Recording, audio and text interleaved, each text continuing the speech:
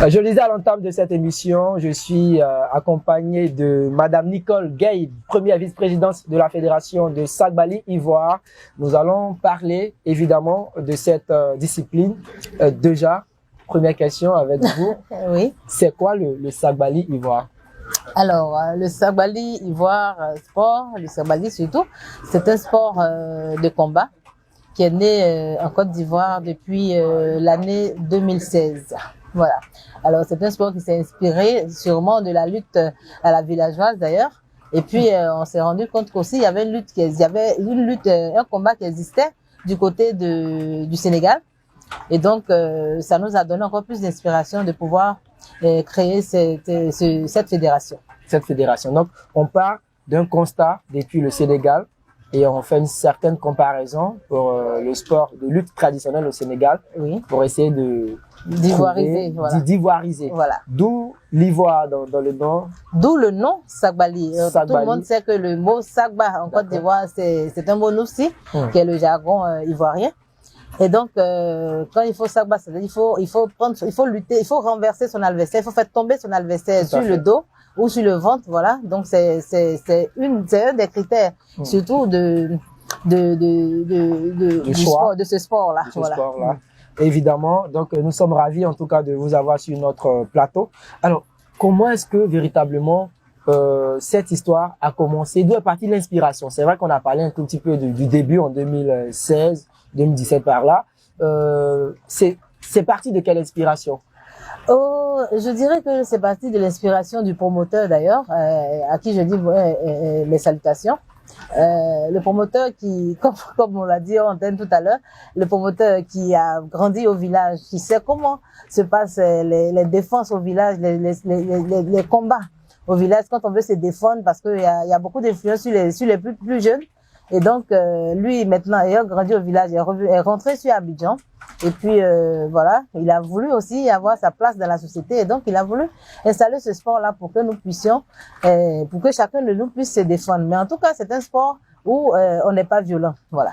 Un sport qui fait la promotion de la non-violence. De la non-violence surtout. D'accord. Alors, nous avons plusieurs disciplines sportives en Côte d'Ivoire. Voilà, il y a le football, le basketball, etc. En quoi le Sagbali Ivoire se distingue véritablement de ces différentes disciplines sportives? Alors, vous voyez, le Sagbali, c'est un sport qui doit forcément intéresser les gros bras, les Nyamboro, les Igei, les Adibaté, qui sont des personnes qui autrefois n'avaient pas une bonne renommée en Côte d'Ivoire. On voyait déjà la violence en eux, les agressions. On voyait surtout des personnes à qui il ne fallait pas faire confiance. Et ce sport-là est arrivé pour pouvoir canaliser les différentes forces de ces personnes qui autrefois on traitait de bagarreurs, de palabreux, d'agresseurs et tout ça. On a voulu canaliser toutes ces forces-là. Voilà pourquoi l'un aussi des critères de notre sélection sportive par rapport à notre athlète, il faut forcément avoir une forte corpulence et voilà, avoir la force physique et avoir une forte corpulence pour pouvoir faire ce sport-là. Donc, je pense que on a essayé de pouvoir canaliser ces différentes forces-là pour que ces personnes soient insérées dans la société et qu'elles ne puissent pas être montrées du doigt comme des personnes négatives à la société. Tout porte à croire que la force peut être utilisée autrement pas dans le domaine de la violence. Non, pas du tout. Les muscles, surtout, peuvent être utilisés autrement, ce qui est le thème même de cette tournée 2023.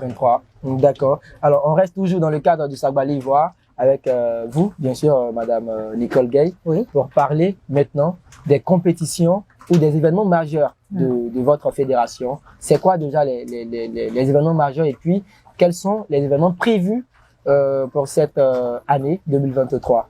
Alors, les événements majeurs de notre compétition, déjà nous commençons toujours par une conférence de presse pour annoncer les hostilités. Et puis, la conférence de presse s'est déroulée la semaine dernière.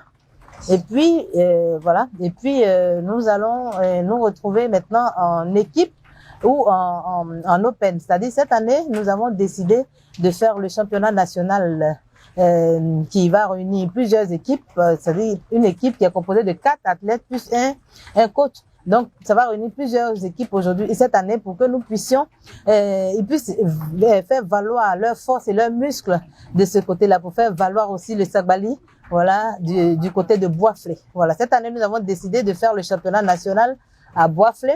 Et puis, les Open vont se dérouler à Yamsokro, mais ce sera dans le mois de novembre. D'accord. Alors, comment se déroulent les Open? Vous l'avez dit tout à l'heure, pour une équipe de sac-basseurs ou de sac-basseuses, on a besoin de 4 athlètes et d'un coach. Ouais. Donc, 5 personnes. 5 Au personnes. total, on n'a pas besoin de grand nombre. Non, pas grand nombre du tout. Pas grand nombre. Alors, pour les Open, quelle est la configuration de cette compétition? Alors, pour les Open, il faut simplement s'inscrire individuellement. Voilà, chaque athlète s'inscrit, il vient participer en lui-même son nom, il vient pas participer au nom d'une équipe. Donc, vous venez vous affronter individuellement, voilà, donc pour que vous puissiez remporter la victoire. Et au-delà de, après tous ces différents combats, il y a une personne quand même qui remporte la Coupe nationale des Open, voilà. D'accord.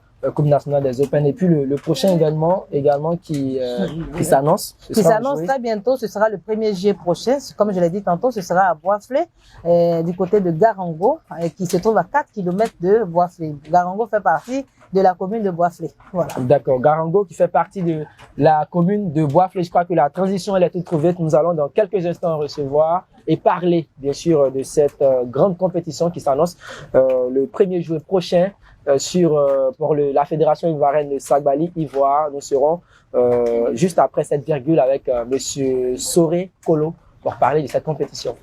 Après quelques échanges avec Madame Nicole Gay, nous allons parler à présent de l'organisation pratique du prochain événement qui s'annonce à grands pas au niveau de la Fédération ivoirienne de Sagbali Ivoire. Voilà. Donc, vous êtes très bien habillé déjà, Monsieur Soré Kolo. Merci beaucoup, Monsieur Joël. Nous sommes ravis de vous avoir sur notre plateau. Merci. D'accord. Pour parler de l'organisation pratique, vous êtes le président du comité d'organisation. Oui. Donc, qu'est-ce qu'on doit attendre à ce grand événement et puis ce sera où? Donnez-nous des informations. Ok, ce grand événement qui vient sur pour nous au 1er juillet est un événement qui va venir soulager vraiment la population. Disons la population garangolaise. Il faut dire que d'habitude, nous avons l'habitude de jouer au foot, d'organiser les compétitions du sport au football au Maracana. Mais ce sport de Sagbali va venir vraiment donner un soulagement à la population, une nouvelle activité que nous allons s'aimer au sein du village. D'accord. Vous avez parlé des populations garangolaises. Ok. Il faut dire que Garango est le plus grand quartier de Boisflé, situé à 4 km de Boisflé. D'accord. À Garango, c'est un village cosmopolite, comme nous le disons. Nous sommes autochtones Bissa. Mais à Garango, il faut dire qu'il y a aussi les halogènes comme les baoulés, les gourous, etc. Donc nous vivons en parfaite harmonie.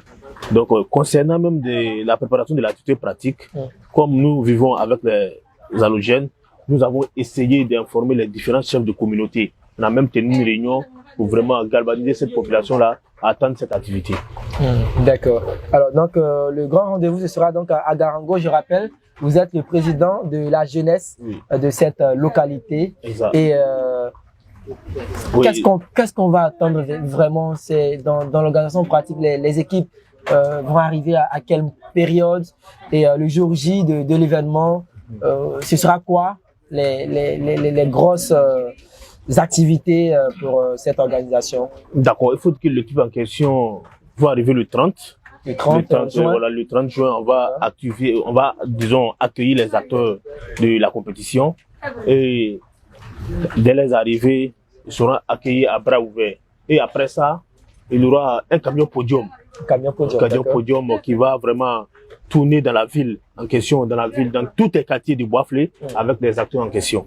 Avec les athlètes qui iront compétir. Athlètes, voilà, les athlètes. Plus de coloration. Comment on appelle ça, voilà, de coloration, disons, à la population de Boisflé. Et qu'est-ce que vous pouvez lancer comme appel aux populations, non seulement de Garango, de Boisflé, mais aussi à toute la Côte d'Ivoire qui nous suit via notre canal pour que l'engouement autour de cet événement soit vraiment exceptionnel.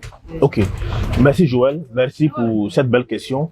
Parce qu'il faut dire que cette activité en question, bien vrai, c'est le sport, mais ça va apporter vraiment ça va apporter un soulagement à la population. Puisque le sport en question a une signification particulière qui veut dire, c'est-à-dire que comment on appelle, vaincre son adversaire ça lui fait du mal. Évidemment. Donc, aux yeux de notre climat social et politique, bientôt il y aura des élections. C'est une manière aussi de parler aux acteurs politiques, pas seulement de la Marawi, mais dans la Côte d'Ivoire, pour leur dire que voilà un sport qui permet à une personne de vaincre quelqu'un, malgré ses muscles, ça lui fait du mal. Donc, à l'air tout aussi d'accepter aussi d'adhérer, comment on appelle, au verdict des urnes. C'est-à-dire, on utilise la force, voilà, force. Mais on fait la promotion de la non-violence. Exactement. Donc, c'est à nous aussi de leur montrer qu'aussi de respecter le verdict des urnes. C'est une manière pour nous jeunes d'aujourd'hui de parler aussi à nos acteurs politiques. Un message qui est lancé à toute la Côte d'Ivoire, particulièrement dans cette période de vacances, pour dire que le sport est également un vecteur de paix. À travers le sport, on passe des messages de paix et de non-violence, évidemment. Merci, Monsieur Soré Kolo. Nous allons continuer, bien sûr, cette belle production avec vous, en compagnie de Madame Nicole Gay. Pour l'instant, nous allons recevoir également une autre personnalité pour continuer cette belle production. Nous allons recevoir Monsieur Herman Boli, deuxième vice-président de la Fédération de Sagbali Ivoire. Et puis après, on aura bien sûr quelques entretiens avec les athlètes pour terminer cette émission.